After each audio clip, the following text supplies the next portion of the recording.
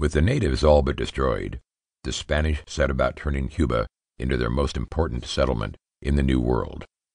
The Spanish believed that Cuba was rich in gold, and so the colonists transferred their focus from Hispaniola to Cuba, starting with the Campos voyage and continuing with Velazquez's conquest. They began to delve into the island's rich resources.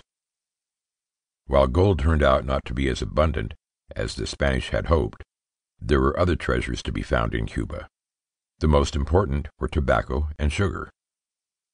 Tobacco had been completely alien to Europeans up until Columbus's arrival in the Americas. The plant is native to South and Central America and had been used by the various native peoples for centuries as a kind of cure-all as well as for smoking. The Taino introduced the Spaniards to smoking the leaves in a crude cigar, and the strange habit spread like wildfire. While some tobacco was taken back to Europe to be cultivated there, it grew best in its place of origin, and soon the Caribbean islands were being called upon to feed the brand new and insatiable European craving. Sugar, on the other hand, had been well known to the European palate since the Crusades.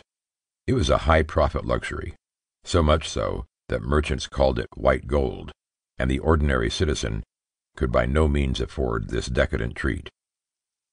It is thought that Columbus brought sugarcane to the Caribbean during his second voyage of 1493, where the plant absolutely thrived in the climate. With trade bustling in the island and the rest of the Caribbean, the Spanish were desperate for labor to work in the gold mines, on the ranches, and on tobacco and sugar plantations. As the Taino died in the thousands, all but wiped out by European diseases, the Spanish began to seek other slaves to fuel this tremendous money-making machine they had stumbled upon, and so less than 2 decades after Cuba was conquered, the first shipment of African slaves crossed the Atlantic and started the most widespread and brutal era of slavery in the history of the human race. Timeline of Cuban slavery. The first slave ship landed in Cuba in 1526. While the slave trade would reach its peak during the 18th century, it remained a steady trade throughout the 1500s and 1600s. After the siege of Havana in 1762, Britain briefly occupied the port and imported Cuba's first large load of slaves, over 4,000 in a single year. This boosted the slave trade to the extent that by the 1780s, almost 20,000 slaves were being brought to Cuba in a single decade. In the 15 years that followed, more than 90,000 slaves passed through Havana. Slavery would continue for more than 300 years until it was finally abolished in the late 19th century. In total, about 370,000 slaves would arrive in Cuba, more than the entire Taino population of the island had been at its peak. Capturing African slaves. Strangely enough, slavery was not an entirely unheard-of concept in Africa.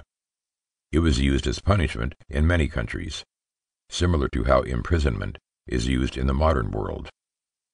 Others were taken as slaves in order to pay off debts. Chattel slavery, however, the form of slavery in which people are traded as property and owned for their entire lives with little or no hope of being made free, was hardly practiced at all, at least not until the slave trade began. At first, Taino people were used, but they were soon all but eradicated by disease and overwork. As early as the year 900, Africans were already engaging in slave trade with Arabs, but it was only when the Atlantic slave trade began in earnest that large numbers were being sold into slavery. As native slaves died in the thousands, the Spanish colonizing Cuba turned to another source of replaceable human beings to satisfy their appetite for labor, and Africa had a much greater population. African rulers and smugglers started their part in the slave trade by kidnapping or using prisoners of war.